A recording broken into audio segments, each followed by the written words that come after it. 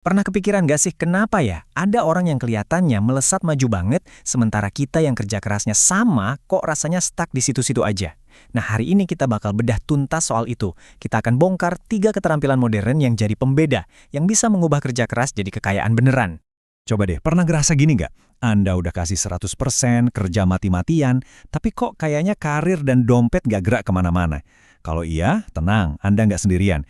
Ini frustrasi yang umum banget, dan di bahasan kali ini, kita bakal cari tahu kenapa dan apa solusinya. Oke, kita lurusin dulu ya konsep dasarnya. Anggap aja kerja keras itu tiket masuk. Kamu butuh itu buat bisa main, tapi itu sama sekali nggak ngejamin kamu bakal menang.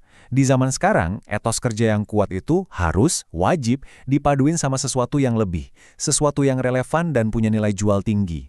Ini dia peta jalan kita untuk beberapa menit ke depan. Kita mulai dari paradoks kerja keras. Terus kita selamatin 3 skill kunci, kuasai digital dan AI, komunikasi yang ngena, dan pastinya cara ngelola uang. Terakhir kita rangkum jadi rencana aksi yang bisa langsung Anda pakai. Oke, kita mulai dari paradoksnya. Nasihat lama kayak pokoknya kerja keras aja, itu sekarang cuma jadi titik start, standar minimum yang diharapkan dari semua orang. Itu aja, sayangnya, nggak lagi cukup buat menjamin kesuksesan finansial kita. Jadi solusinya gimana? Kuncinya adalah menyilangkan semangat kerja keras kita dengan keahlian yang emang lagi dicari-cari banget saat ini. Ini bukan soal kerja lebih lama, tapi soal kerja lebih pintar, dengan ngasah kemampuan yang tepat untuk zaman sekarang. Keterampilan krusial pertama, kuasai dunia digital dan AI. Di era yang apa-apa online ini, kemampuan ini tuh bukan lagi pilihan, tapi benar-benar sebuah keharusan biar nggak ketinggalan. Nah, ini yang menarik banget. Coba lihat perbandingannya. Dulu, bangun reputasi lewat omongan orang, itu bisa makan waktu puluhan tahun.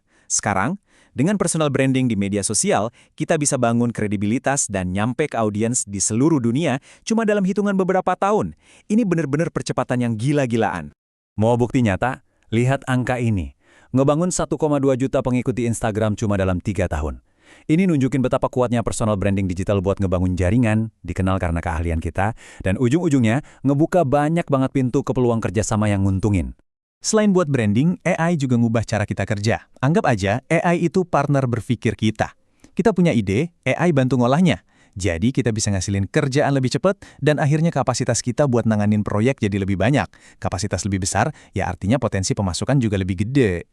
Oke, lanjut ke skill kedua yang nggak kalah pentingnya, komunikasi yang berdampak. Kalau tadi soal hard skill teknologi, sekarang kita asah soft skill yang satu ini. Beberapa riset nunjukin kalau soft skill, terutama komunikasi, itu kontribusinya bisa sampai 80% dari kesuksesan seseorang loh. Mau itu lagi negosiasi sama investor, mimpin tim, atau sekedar ngobrol sama atasan, kemampuan nyampein ide dengan jelas itu jadi penentu segalanya. Dan dalam komunikasi, ada satu alat yang jadi kunci di era global ini, bahasa Inggris. Jago bahasa Inggris itu bukan cuma soal bisa ngomong, tapi ini kayak pengganda red card kita. Otomatis nilai kita di pasar kerja jadi naik, dan pintu ke peluang-peluang yang tadinya ketutup jadi kebuka lebar. Ini contoh nyata yang kuat banget. Satu undangan buat ngomong di panggung internasional, pakai bahasa Inggris, bisa menghasilkan tawaran perjalanan mewah senilai $10.000 Singapura. Ini benar-benar nunjukin gimana satu skill bisa ngasih imbalan finansial yang nyata dan signifikan. Sekarang, skill ketiga yang sering banget diremehin, ngelola uang. Dapat penghasilan gede, itu baru setengah dari perjuangan. Mempertahankannya dan membuatnya tumbuh, itu cerita lain. Poin kuncinya di sini adalah jago cari duit itu nggak otomatis bikin kita jago ngaturnya. Ini 2 keahlian yang beda banget. Tanpa manajemen keuangan yang benar, pemasukan segede apapun bisa ludes gitu aja. Coba perhatiin bedanya 2 kebiasaan ini. Keduanya sama-sama dimulai dari terima gaji. Tapi, kebiasaan A itu memprioritaskan nabung dan investasi duluan. Kebiasaan B, bayar semua tagihan dulu, baru berharap ada sisa buat ditabung. Perubahan urutan yang simpel ini adalah pembeda utama antara membangun kekayaan dan hidup dari gaji ke gaji. Nah, sebelum kamu mikirin investasi yang high risk high return, kamu perlu bangun yang namanya fondasi finansial. Anggap aja ini jaring pengaman kamu, dasar yang kokoh buat ngelindungin masa depan keuangan dari guncangan yang nggak terduga.